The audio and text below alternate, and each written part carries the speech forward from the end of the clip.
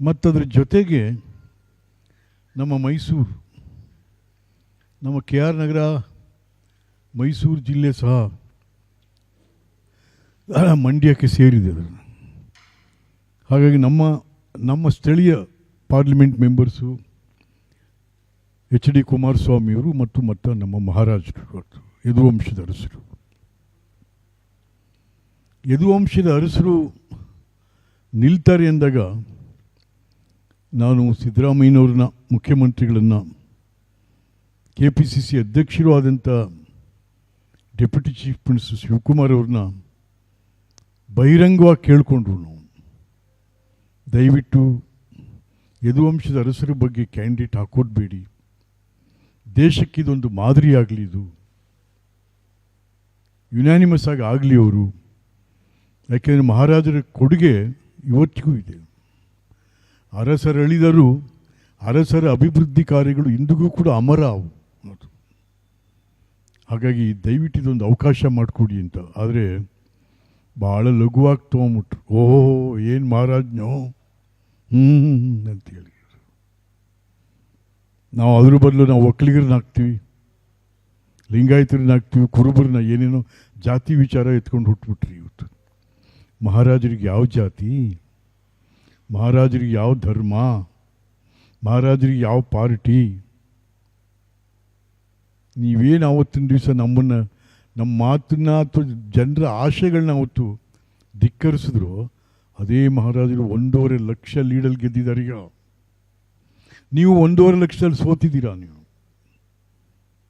ಮುಖ್ಯಮಂತ್ರಿಗಳೇ, ನೀವು 1.5 ಲಕ್ಷ ಸೋತಿದ್ದೀರಾ. ನೀವು ಅದು ಹೇಗೆ? ನೀವು ಎಷ್ಟು ದಿವಸ ಇಲ್ಲಿ ಕ್ಯಾಂಪ್ ಮಾಡಿದ್ದು? 12 ದಿವಸ ಕ್ಯಾಂಪ್ ಮಾಡಿದ್ರಿ. ಇಲ್ಲಿ ಮೈಸೂರಲ್ಲಿ 12 ದಿವಸ ಬಂದು ಮಲಿಕಂಡ್ರಿ.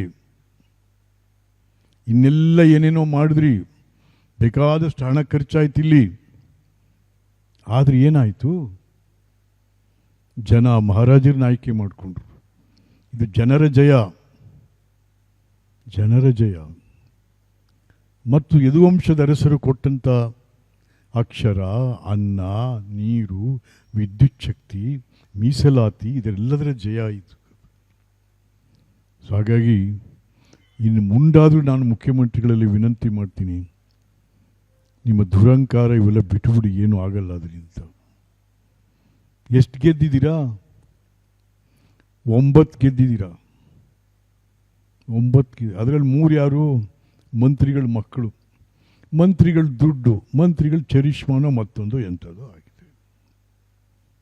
ನಾವು ಒಂದಿದ್ದ 9 ಆಗಿದ್ದೀನೋ, ಅದೆಲ್ಲ ಉತ್ತರ. ಎಷ್ಟು ಗೆದ್ದಿದ್ದೀರಾ ಅಂದರೆ ಅಷ್ಟು.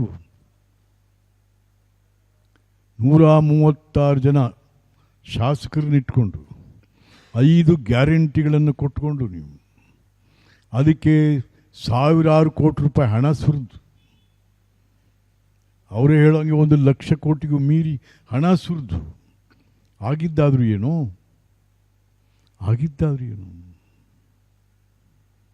ಜನ ಸರ್ಕಾರದ ಅಭಿವೃದ್ಧಿ ಕಾರ್ಯಕ್ಕಿಂತ ಸರ್ಕಾರದ ನಡವಳಿಕೆಗಳನ್ನು ಗಮನಿಸ್ತಾರೆ. ಇದು ಬಹಳ ಮುಖ್ಯ. ಸರ್ಕಾರ ನಡೆಸುವ ಜನನಾಯಕರ ನಡವಳಿಕೆಗಳು ಮಾದರಿಯಾಗಬೇಕು. ದಯಮಾಡಿ ಇನ್ನಾದರೂ ಏಕವಚನದಲ್ಲಿ ಜನನ ಮಾತಾಡ್ಸೋದು ಬಿಡಿ. ಜನನಾಯಕರು ಎಷ್ಟು ಆತ್ಮೀಯವಾಗಿ ಮಾತಾಡಬೇಕೆಲ್ಲ ಜೊತೆ. ಇವೆಲ್ಲ ಸೇರಿ ಇವತ್ತು ನೀವು ಇಷ್ಟಾಗಿದ್ದೀರಾ. ಹಾಗಾಗಿ